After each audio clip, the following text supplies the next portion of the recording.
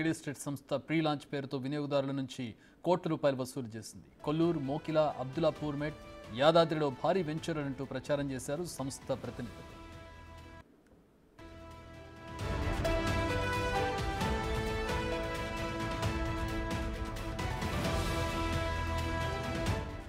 సంస్థ ఎండీ శ్రీనివాసరావు మధ్యతరగతి ప్రజలు, సాఫ్ట్వేర్ ఉద్యోగుల నుంచి పెట్టుబడుల పేరుతో భారీగా డబ్బు సేకరించారు. 2020 నుంచి ఈ వసూళ్లు సాగుతున్నాయి. 3 సంవత్సరాలైన ప్రాజెక్టు పూర్తి చేయకుండా వినియోగదారులకు మాయమాటలు చెబుతూ వస్తున్నారు.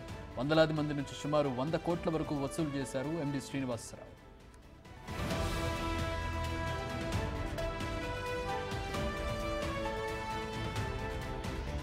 సదరు ల్యాండ్ కొనకుండానే డబ్బులు వసూళ్లకు పాల్పడడంతో శ్రీనివాసరావును బాధితులు నిలదీశారు. దీంతో గత 3 నెలల నుంచి డబ్బులు తిరిగి చెల్లిస్తానంటూ కస్టమర్లకు మాయమాటలు చెబుతున్నారు శ్రీనివాసరావు.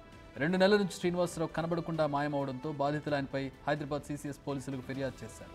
కేసు నమోదు చేసిన పోలీసులు దర్యాప్తు చేస్తున్నారు. జేఎస్ఆర్ ఇన్ఫ్రాపై 2 కేసులు నమోదు చేశారు పోలీసులు. కాగా హైకోర్టు నుంచి ముందస్తు బెయిల్ తెచ్చుకున్నారు శ్రీనివాసరావు.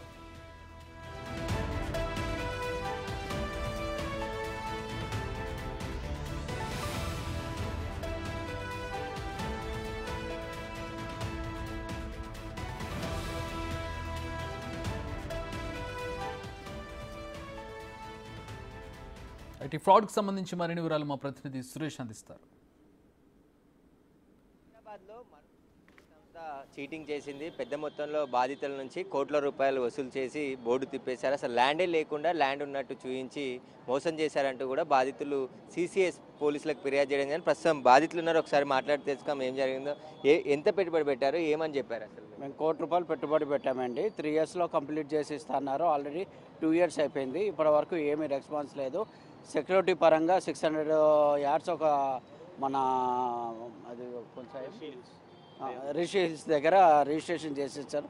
అది కూడా లిటిగేషన్ ప్రాపర్టీ ఉంది. దాన్ని కూడా కోర్టు నుంచి లాయర్ నోటీస్ పంపించారు. దాన్ని కూడా రిప్లై ఇవ్వడం జరిగింది. అది కూడా సెక్యూరిటీ పరంగా కూడా ఏమీ నమ్మకం లేకుండా ఉంది. కంప్లైంట్ అయితే ఇచ్చాం మేము సీసీఎస్లో. అంటే జిఎస్ఆర్ గ్రూప్ నుంచి ఎవరు తీసుకెళ్లారు మిమ్మల్ని? ఎట్లా పెట్టుబడి పెట్టి? అది పిల్లలు ఏంటంటే మన ఆన్లైన్లో చూసుకున్నారు. మా బాబు చూసుకొని ఆ విధంగా కన్సల్ట్ అయ్యారు. ఎవరో మన ఏజెంట్ ఉంటారు కదా, సుధాకర్ అనే ఒక అతను ఉన్నాడు. ఆయనను కన్సల్ట్ అయ్యి ఆఫీస్కి వెళ్ళడం జరిగింది. కుమారు అండ్ స్వాతి వీళ్ళిద్దరూ అది చేశారు, టేకప్ చేశారు. ఎంతమంది బాధితులు ఉన్నారు మీరు మొత్తం? దీంట్లో దగ్గర ఒక 100 మంది వరకు ఉంటారండి. ఎన్ని కోట్ల రూపాయలు?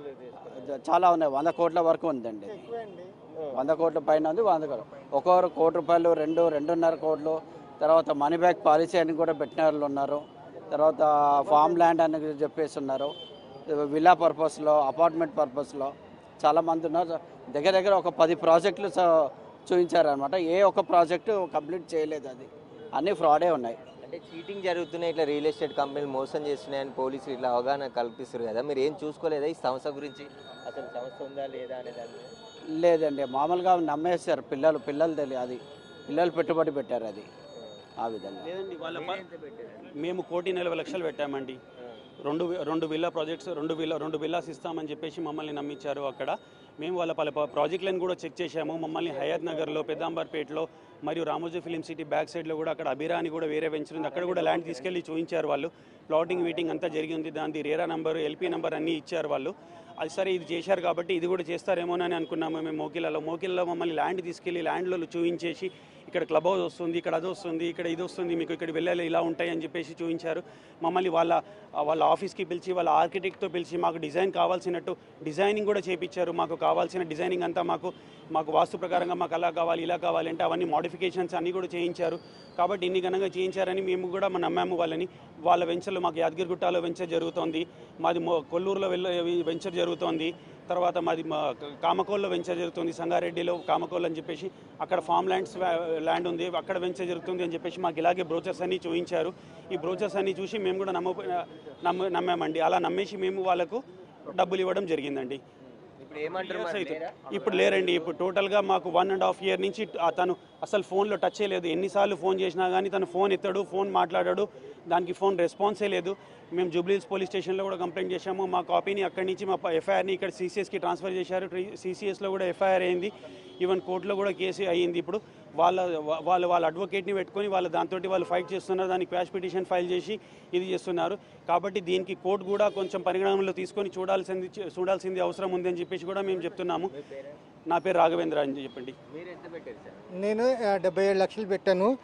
నేను వెళ్ళింది ఈ ప్రాజెక్ట్ డిజైన్ చేసిన మా రిలేటివ్ ఒక అతను, ఫార్ రిలేటివ్, అతను రిఫర్ చేస్తే అతని త్రూ వెళ్ళి పెట్టాను నేను.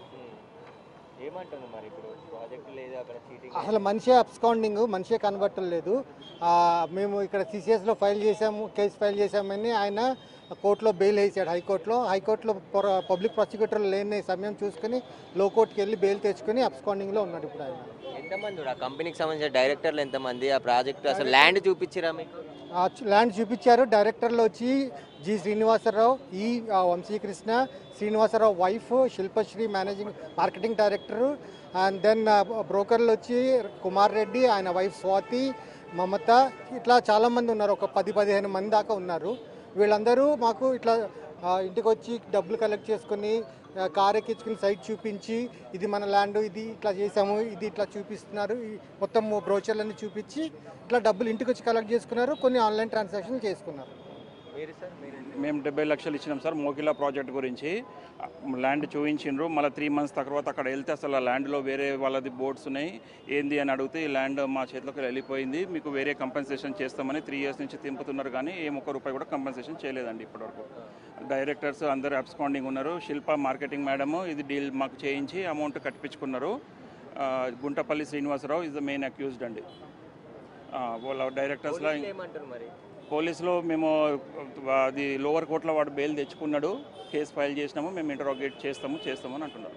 అంటే మీ దగ్గర నుండి వసూలు చేసిన డబ్బులన్నీ ఎక్కడ తరలిచ్చారు?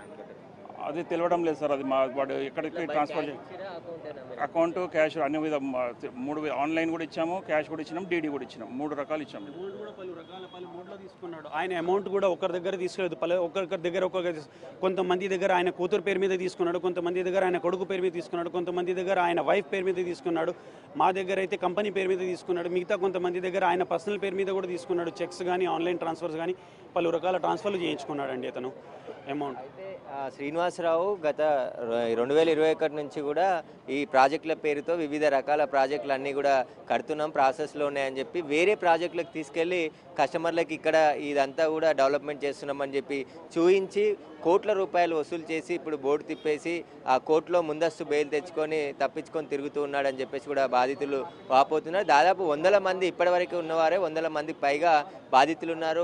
ఒక్కొక్కరు ₹1 కోటి 2 కోట్లు విల్లాల కోసం అడ్వాన్స్లో కడితే ఫ్రీలాన్స్లో భారీగా డిస్కౌంట్ వస్తుంది. కొంతమంది నుంచి పెట్టుబడి రూపంలో కూడా ఇక్కడ ఇన్వెస్ట్మెంట్ చేసినట్టయితే మీకు డబల్ వస్తుంది 6 నెలల్లో అని చెప్పేసి మోసాలకు పాల్పడ్డట్టు బాధితులు చెప్తున్నారు. రియల్ ఎస్టేట్ కంపెనీలకు సంబంధించి ఫ్రీలాన్సింగ్ అంటే కొద్దిగా చూసి వాటికి సంబంధించిన రేరా అప్రూవ్ ఉందా లేదా వాటన్నిటికి కనుక్కున్న తర్వాతే డబ్బులు కట్టాలి, కానీ ఇలా డబ్బులు కట్టి మోసపోవద్దని చెప్పి పోలీసులు ఒకవైపు చెప్తున్నారు. కానీ మధ్యతరగతి సాఫ్ట్వేర్ ఇంజనీర్లే ఎక్కువగా రియల్ ఎస్టేట్లో పెట్టుబడి పెడితే డబ్బులు పెరుగుతాయని చెప్పేసి ఒక ఆశతోని ఇలా పెట్టుబడి పెడితే ఇంత మోసానికి పాల్పడ్డాడు శ్రీనివాసరావు అని చెప్పేసి కూడా బాధితులు వాపోతున్నారు. ఈరోజు మళ్ళీ డీసీపీ శ్వేతను కలిసి మొత్తం బాధితులు ఎవరెవరు ఉన్నారు, ఇంకా కొత్తగా బాధితులు ఎవరైనా ఉంటే పోలీసులను కలవాలని చెప్పేసి కూడా బాధితులు చెప్తున్నారు. దీనికి సంబంధించి ఈరోజు మళ్ళీ పోలీసులను ఈ కేసు విషయంపైనే బాధితులంతా కూడా కలిసి ఈ కేసుకు సంబంధించిన వివరాలన్నీ కూడా వెల్లడిస్తున్నారు.